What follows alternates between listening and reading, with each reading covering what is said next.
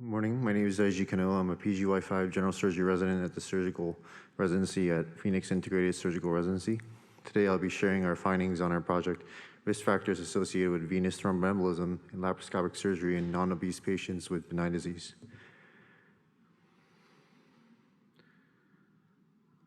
I have nothing to disclose. So venous thromboembolism is a major cause of preventable postoperative morbidity and mortality.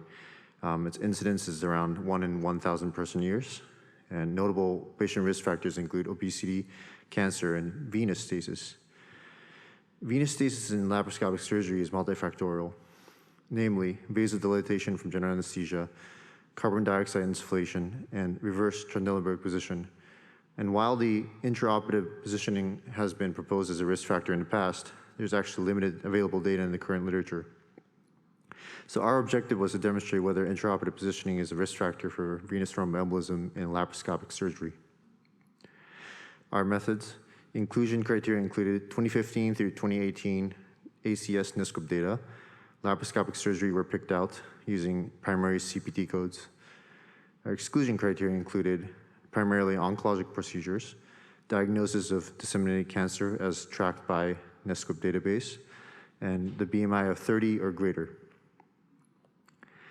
Our total subject number was a little over 400,000, and 3 groups were determined based on surgical position, again using the primary CPT codes associated with the subjects, namely reverse Trendelenburg, supine, and Trendelenburg position. Primary outcome was venous thromboembolism within 30 days post-op, and secondary outcome included mortality within 30 days. This is our study flow chart. At the bottom, you see the 3 groups, as I mentioned. The reverse Trendelenburg position included a little over 118,000, supine 66.5 thousand, and 224,000 for Trendelenburg. These are some select demographic data.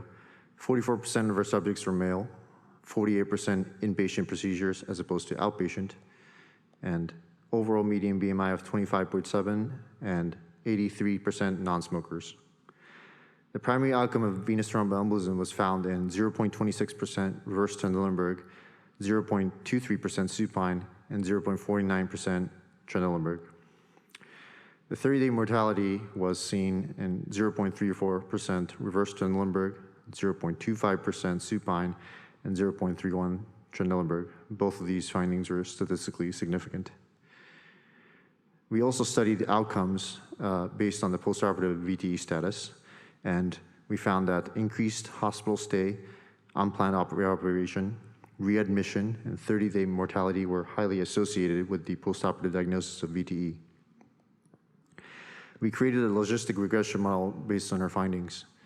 All outcomes were adjusted for other potential risk factors, namely demographics, diabetes, smoking, and ventilator dependence.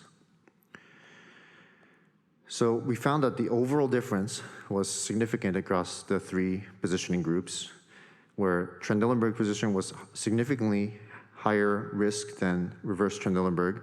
However, the Trendelenburg position was not significantly different when compared to the supine position, nor was the reverse Trendelenburg position when compared to supine group. As you can see below, the confidence interval crosses 1 for these comparisons.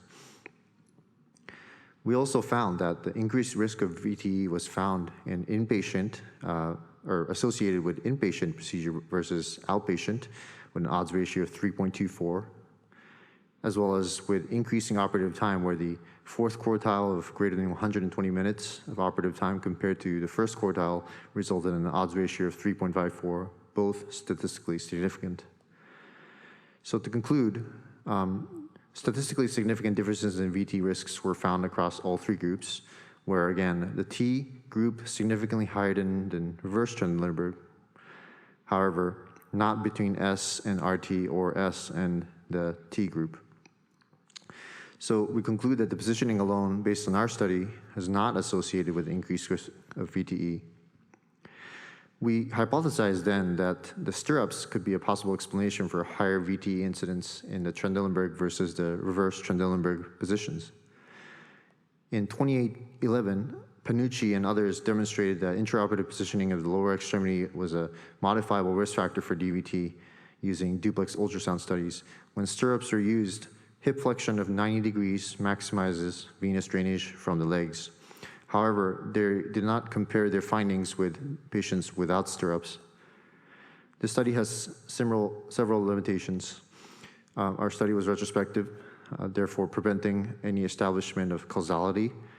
The use of primary CPT code for grouping instead of documented surgical positioning, which was unfortunately not available to us using the NESCOP database. Also, the data on the exact angle of positioning, whether it's steep or mild, those were not available to us at all. And localized cancer could not be excluded because, for example, laparoscopic colectomy can be performed in benign disease as well as malignant disease. And finally, no data on VT prophylaxis was available. Future studies should include biomechanical studies on positioning and hip flexion, subgroup analysis including comparison of procedures with and without stirrups, and a NESCOP scale study with the inclusion of data on VTE prophylaxis. We strongly push for future databases to collect this data because VT prophylaxis has been shown to reduce the risk of postoperative VTE. These are my references. I thank you all for your time and opening up to questions and comments.